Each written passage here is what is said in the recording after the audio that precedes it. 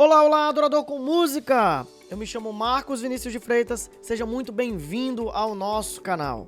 E antes de entrar propriamente no conteúdo desse vídeo, se você ainda não conhece a nossa escola, quero convidar você a conhecer a Escola Adore com Música, uma escola totalmente voltada para aquele que faz música cristã, que faz música na igreja principalmente.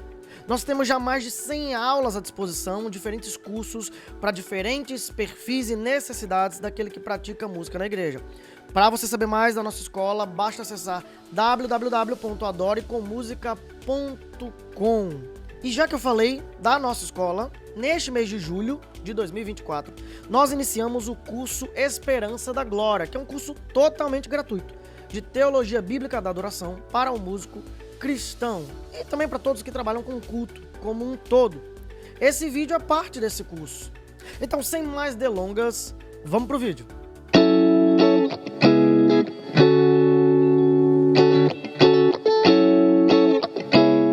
No princípio criou Deus os céus e a terra. Assim começa a Escritura, assim começa o cânon, a Bíblia Sagrada, os escritos do Senhor. A criação. Deus criando céus e terra. Deus é o Criador. A Bíblia começa com uma afirmação fundamental que todo mundo, todo o universo precisa saber. Deus é o Criador de todas as coisas. Céus, planetas, cometas, tudo. E terra. E aí, de maneira mais específica, o livro de Gênesis, ele foca no relato da criação deste planeta, onde homens e mulheres viriam a habitar. Onde aqueles que são criados à sua imagem e semelhança, para o louvor da sua glória, estariam habitando. Primeira grande lição que eu e você precisamos entender, ter em mente. Deus é o Criador de tudo. Todas as coisas foram criadas por Ele. Tudo. Ele é o Supremo Criador. A Bíblia deixa isso muito claro desde o seu início. E o relato continua, capítulo 2, ele de maneira mais específica mostra como homem e mulher foram criados e todo o contexto ali do Jardim do Éden. E aí então, após as palavras de vida do Criador, nós chegamos a Gênesis capítulo 3, com as palavras de morte do maligno. Satanás aparece no jardim e a sua principal estratégia foi questionar e, por meio de mudanças sutis, alterar a palavra de Deus. Desde então, essa tem sido a principal estratégia dele. Essa tem sido a principal estratégia que o diabo tem usado para enganar pessoas, distorcendo o que foi dito pelo Senhor. Graças a Deus que nós vemos também em Gênesis capítulo 3 que o Senhor proveu a redenção. O Deus Criador é também o Redentor. E ele prometeu que o descendente da mulher viria para pisar a cabeça da serpente. E assim, o homem que se tornou perdido e banido do jardim seria resgatado e estaria novamente apto a estar perto do Senhor, se relacionando com o Senhor. Glórias a Ele por isso. Mas nós sabemos que essa história ainda não acabou. Já temos a vitória na cruz do Calvário, fomos redimidos pelo Senhor, fomos salvos por Ele. Mas Satanás continua atuante e operante no mundo ainda hoje. E isso inclui as nossas igrejas, isso inclui as nossas ações e contextos ministeriais. Pois bem, não à toa o apóstolo Paulo diz em 2 Coríntios 11, 13 e 14 que Satanás chega ao ponto de se transformar em anjo de luz. O que isso quer dizer? Ele chega ao ponto de, embora sendo ruim, maligno, terrível, aparentar ser algo bom.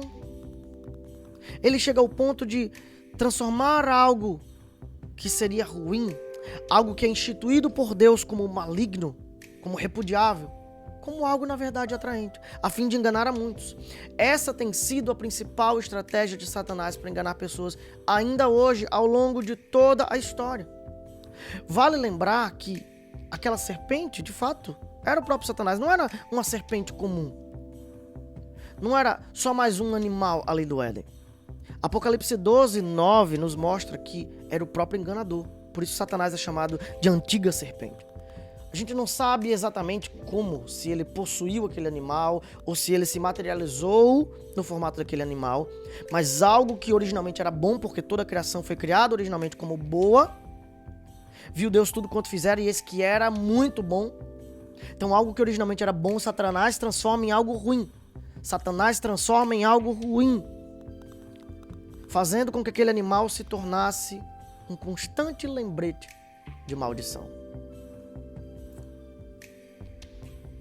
Sim, a estratégia de Satanás tem sido fazer mudanças, mesmo que sutis, naquilo que Deus disse. Ele tem usado isso para enganar gerações e gerações. E por isso também que, embora a serpente tenha se tornado um grande símbolo de maldição, um lembrete de algo ruim, ele deu um jeitinho para que ela se transformasse num símbolo de algo bom. Quando a gente olha para o mundo antigo, na antiguidade, a serpente se tornou parte de diferentes religiões. Muitas religiões têm na serpente um símbolo sagrado, um símbolo santo. A gente vê isso na literatura como um todo, em diferentes relatos de diferentes nações até. Essas serpentes eram consideradas forças de vida, símbolos de fertilidade. E os cultos dessas serpentes estavam frequentemente associados a rituais sexuais. Se na Bíblia a serpente era agente de morte, um lembrete de maldição, nas religiões cananitas, por exemplo, ela era ligada à fertilidade. E aí, nesses rituais sexuais, havia a representação da união sexual entre deuses, ou mesmo entre deuses e os mortais, os seres humanos.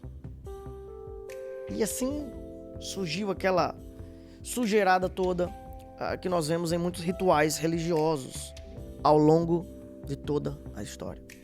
No Egito, por exemplo, vale lembrar que Moisés é criado no Egito, e é Moisés quem escreve todo o Pentateuco, incluindo esse relato de Gênesis capítulo 3.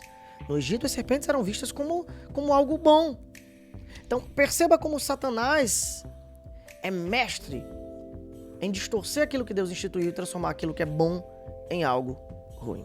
E aí, não apenas em Gênesis 3, mas ao longo de toda a Escritura nós vemos a serpente como um lembrete de algo ruim. Em Números 21, por exemplo, nós temos o episódio da serpente de bronze, que era o símbolo daquela maldição que tinha caído sobre o povo de Israel por terem se rebelado contra o Senhor. Então veio esse castigo da parte do próprio Deus e eles eram picados por várias serpentes, estavam ali morrendo. E aí o Senhor ordena que seja feita uma serpente de bronze, que seja levantada. Era o símbolo daquela maldição que eles estavam experimentando, morte. Mas por meio de Moisés ali, representando o Senhor, aqueles que olhassem para aquela serpente de bronze escapariam dessa maldição. De modo semelhante, Cristo é erguido, representando a maldição. Cristo, ele diz, quando eu for levantado da terra, assim como Moisés levantou a serpente no deserto, importa que o Filho do Homem seja levantado. E assim ele se fez maldição no nosso lugar. E por isso que ele diz mais à frente no livro de João, quando eu for levantado da terra, atrairei muitos a mim. E assim, ao olhar aquele símbolo de maldição, nós que cremos,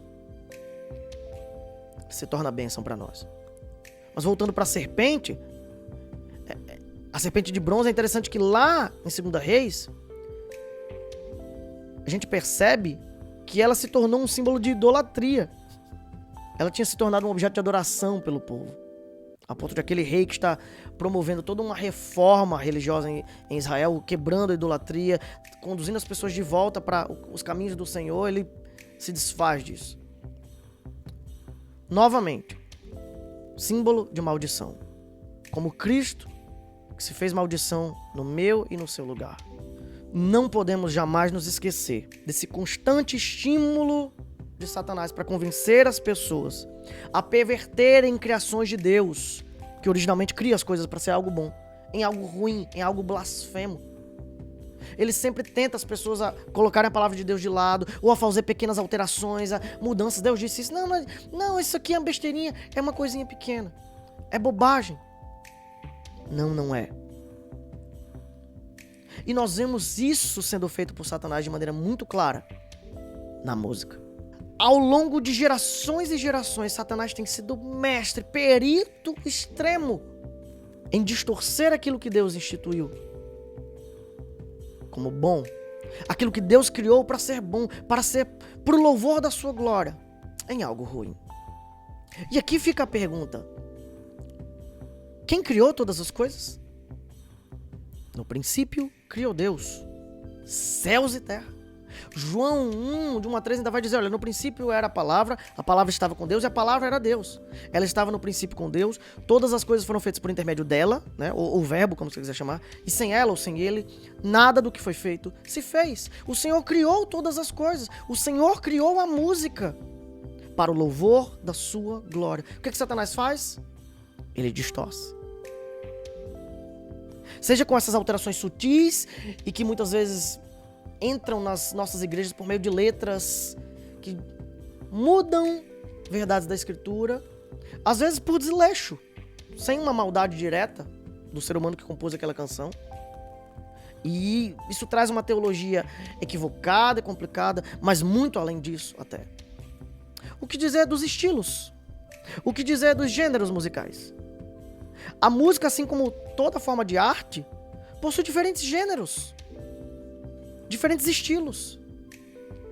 Pergunto para você, há estilos santos? Pergunto também, há estilos profanos? Existe um gênero musical mais santo que outro? Pensa aí. Talvez a sua resposta seja sim, existe. Talvez a sua resposta seja não. Não sei qual é a sua resposta. Eu sei o que diz a Escritura, que todas as coisas foram criadas por Ele, para glória e louvor dele. E isso inclui a música, e isso inclui tudo que é feito na música? Não necessariamente. Mas o estilo per si, ele pode ser ruim? Essa é uma discussão que o tempo inteiro se faz presente quando se fala em música na igreja. E normalmente nós atrelamos a ela a nossa concepção sobre gênero musical e os nossos gostos pessoais, ou talvez a maneira como aquele estilo tem sido usado pelos homens e mulheres hoje. Por quê? A serpente per si seria má? Um animal foi feito para ser algo ruim, para fazer homem e mulher caírem? Não. Mas veja o que Satanás fez dele. De semelhante modo, pensa naquele estilo musical mais profano para você, aquele que você mais detesta, aquele que está mais associado a algo ruim. Deus não o criou para aquilo. Os acordes envolvidos, as notas, a estrutura rítmica, e talvez você diga, não, mas isso é muito fraco, é muito peba, é ruim. Por uma questão de gosto musical seu, ou talvez você até diga que tecnicamente é muito pobre. O meu foco aqui não é falar nisso. O ponto é, originalmente falando, tudo aquilo ali, aqueles elementos musicais em si, as notas, acordes, células rítmicas envolvidas, não são ruins per si. O que se torna profano é o coração de quem as utiliza, que vai ser refletido no conteúdo cantado. Ou seja, 2 pontos. A letra. O que torna uma obra musical santa ou profana não é a sua combinação melódica, rítmica, harmônica. Em primeiro lugar, o coração daqueles que se utilizam dela, que é um instrumento criado por Deus para ser puro, para o louvor da sua glória. E em segundo lugar, o reflexo desse coração, o que é cantado. O conteúdo que é utilizado naqueles elementos musicais, células rítmicas, estrutura melódica e harmônica. Então não há estilos musicais mais santos ou menos santos. E eu sei que dizer isso pode trazer muitas polêmicas para muita gente, mas nós precisamos nos lembrar, o Criador fez todas as coisas para o louvor da sua glória.